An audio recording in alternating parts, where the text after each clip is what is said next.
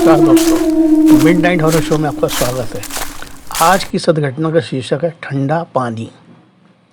आज जो कहानी आपको मैं सुनाने जा रहा हूँ उसे भेजा है राजस्थान के सीकर जिले के मोहनलाल जी ने। मोहनलाल जी बताते हैं जब वे हायर एजुकेशन के लिए कोलकाता में रह रहे थे तभी उनके साथ एक ऐसी घटना घटी जिसके बाद उन्होंने फ्रिज का ठंडा पानी ही पीना छोड़ दिया।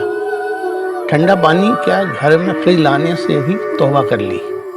मोहनलाल जी अपनी उस समय की दिनचर्या का जिक्र करते हुए बतलाते हैं कि उन्होंने कोलकाता के एक डिग्री कॉलेज में दाखिला तो ले लिया था, लेकिन रहने के लिए कॉलेज के हॉस्टल में उन्हें कोई जगह नहीं मिलने पाई, जिसकी वजह से उन्होंने एक कमरा किराए पर ले रखा था।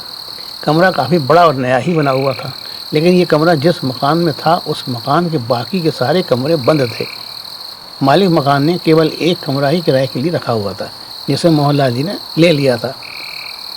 सर्दी भर मोहनलाल जी आराम से उस कमरे में रहते रहे। मोहनलाल जी की पढ़ाई लिखाई भी अच्छी चल रही थी, अच्छी खासी दौड़ रही थी पढ़ाई।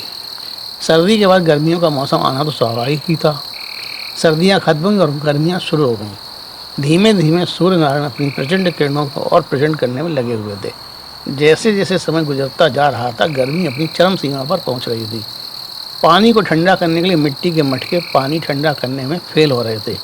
कमरे का तापमान भी 38 डिग्री तक पहुंच रहा था।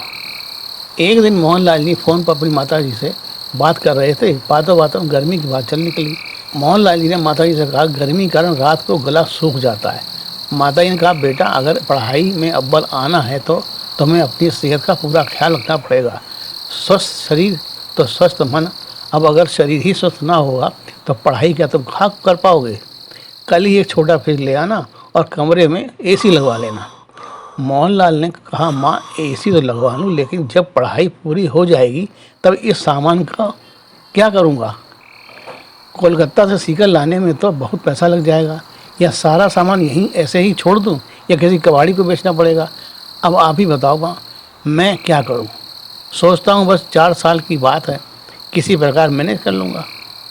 माँ बोली, चलो AC नहीं लगवाना चाहते हो तो कम से कम एक फ्रिज तो ले ही आओ, कम से कम गला तो नहीं सूखेगा।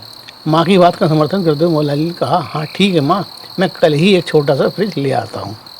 माता जी को फ्रिज लाने का आश्वासन देकर मोहनलाल जी अपने कमरे में पड़े बेड पर लेट गए और लेटते ही नींद के आगोश में चले गए।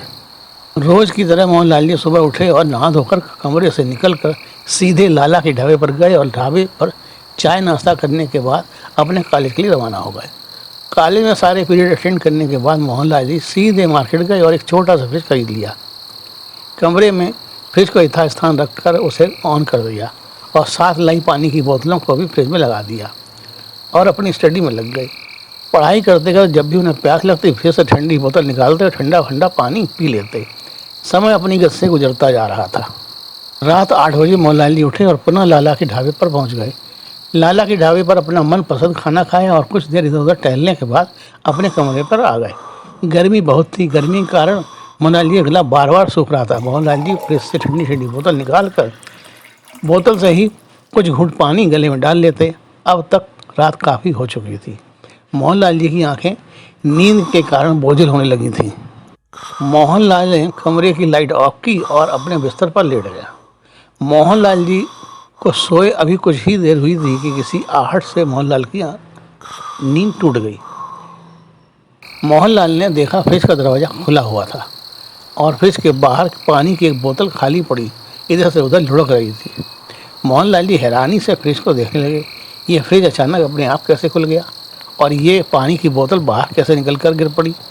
यह सोचते से मोहनलाल फिर से सो गए। गर्मी बहुत थी, इस कारण नींद में ही उनका गला सूखने लगा। नींद टूटने और गला बार बार सूखने के कारण मोहनलाल जी ने फ्रिज का दरवाज़ा खोला। वे ये देखकर हैरान रह गए कि फ्रिज में रखी पानी की सारी बोतलें खाली पड़ी हैं। मोहनलाल जी सोचने लगे कि मैंने तो 6 की 6 बोतलें पानी से भर दी थी और फ्रिज में लगा दी थी, लेकिन ये अपने आप खाली कैसे हो गई।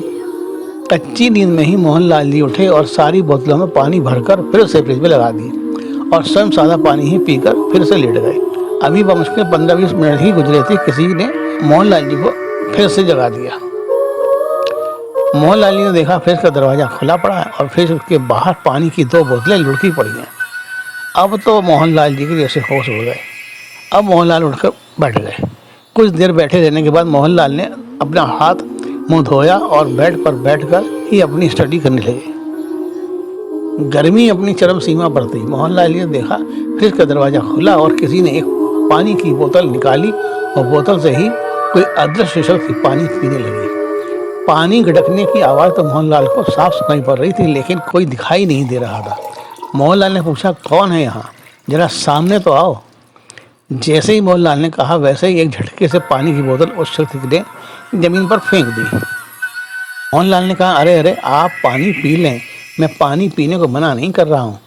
मैं तो बस आपको देखना चाहता था, यानी आपका परिचय जानना चाहता था। हो सकता है हम दोनों एक दूसरे के दोस्त बन जाएं। मोहनलाल जी की इस प्रश्न का उत्तर कुछ ना आया। बस एक झटके के साथ कमरे का दरवाज़ा खुला और एक हवा सी कमरे के बाहर चली गई। मोहनलाल समझ गया कि वो जो कोई भी है अब कमरे से बाहर हो गया है। एक बारीक मोहनलाल को कमरे के भीतर कुछ कुछ भय सा भी लगने लगा, लेकिन मोहनलाल ने अपने इष्ट को ध्यान किया, जिससे उनकी हिम्मत उस शख्स से कुछ पूछने की हो गई, लेकिन वे उससे अपने प्रश्न का उत्तर पाने में असमर्थ रहे। अब मोहनलाल को नींद नहीं आ रही थी। घड़ी देखी सुबह के 4 बजने वाले थे। मोहनलाल ने चप्पल पहनी और कमरे का दरवाज़ा लॉक करके लाला के ढाबे पर पहुंच गए। लाला का लड़का अभी भट्टी तैयार ही कर रहा था। मोहनलाल को देखकर लाला बोला, आओ भाई जी आओ, क्या बात है, आज बहुत जल्दी आ गए? क्या बात है, रात में नींद नहीं आ रही थी? मोहनलाल ने कहा, हाँ लाला जी, कुछ ऐसा ही समझें, सोचा आपके यहाँ चलकर चाय ही पी जाए। लाला बोला, हाँ बैठो, अभी भट्टी में तो टाइम लगेगा, गैस पर बना देते हैं चाय। और कुछ खाओगे पियोगे या खाली चाय ही बना दूँ? अभी बस चाय ही पीऊँगा, कुछ खाने की इच्छा नहीं है अभी। लाला ने 1 कप चाय बनाकर मोहनलाल जी को दे दी। मोहनलाल चाय पीकर अपने कमरे पर आ गए। रोजाना की तरह आज भी मोहनलाल सुबह नहा धोकर लाला के ढाबे पर गए और सुबह का नाश्ता करके अपने कॉलेज चले गए। पूरा दिन अपनी स्टडी में लगे रहे। समय बिताकर रात को लाला के ढाबे पर खाना खाकर अपने कमरे पर आ गए। आज मोहनलाल को कुछ ज़्यादा ही थकान लग रही थी। थकान का कारण शायद रात की नींद का पूरा न होना भी था। कल रात की घटना मोहनलाल जी को आज सोने नहीं दे रही थी, लेकिन 2 बजते बजते मोहनलाल की नींद लग गई। जैसे ही मोहनलाल को नींद आई कि फिर से किसी आठ ने मोहनलाल की नींद तोड़ दी। उसने देखा किसी ने फ्रिज का दरवाज़ा खोला, पानी की बोतल निकाली और किसी ने पानी बोतल से ही पिया और कुछ बोतलें वहीं फेंक कर फिर गायब हो गई। मोहनलाल ने इस बार उससे कुछ न पूछा, बस उठकर लोबान की धूप बत्ती निकाल कर उसे सुलगा दिया। कुछ ही देर में धूप बत्ती का धुआं पूरे कमरे में फैल गया। जैसे ही धुएं ने कमरे में अपना साम्राज्य स्थापित किया, वैसे ही कमरे का दरवाजा भड़ाक से खुला और धुएं का एक गोला सा कमरे के दरवाजे के बाहर हो गया। अब मोहनलाल ने दूर की सोच रखते हुए अपने इस कमरे को छोड़ने का फैसला कर लिया और दूसरे दिन उसने अपने कॉलेज में जाकर छुट्टी ले ली और पूरे दिन कमरे की तलाश करता रहा। आखिरकार रात होते होते ढाबे वाले लाला ने मोहनलाल को एक कमरा दिलवा ही दिया। मोहनलाल ने रात को ही अपना सारा सामान शिफ्ट कर लिया। नए कमरे में आकर मोहनलाल ने जैसे सुकून की सांस ली। आज की रात मोहनलाल ने 3 रातों के बाद चैन की नींद लेते हुए रात को गला सूखने पर अपने फ्रिज का ठंडा पानी पिया था। मोहनलाल जी ने बताया कि उसके बाद उसके साथ उस तरह की घटना कभी नहीं घटी। मोहनलाल जी ने जब आसपास के लोगों से उस मकान के इतिहास के बारे में जानकारी लेनी चाहिए तो उन्हें पता चला कि उस मकान मालिक के एक लड़के ने उसी मकान में उसी कमरे में फांसी लगाकर आत्महत्या कर ली थी। शायद उसी लड़के की आत्मा मकान के उस कमरे में भटकती रहती है, जो शायद ठंडे पानी का दीवाना भी था। तो ये था साहब ठंडे पानी का रहस्य। इसी के साथ अपने दोस्त अरुण प्रकाश शास्त्री को इजाज़त दीजिए। अगले मंगलवार पुनः मिलूंगा एक नई सत्रता के साथ। के लिए नमस्कार।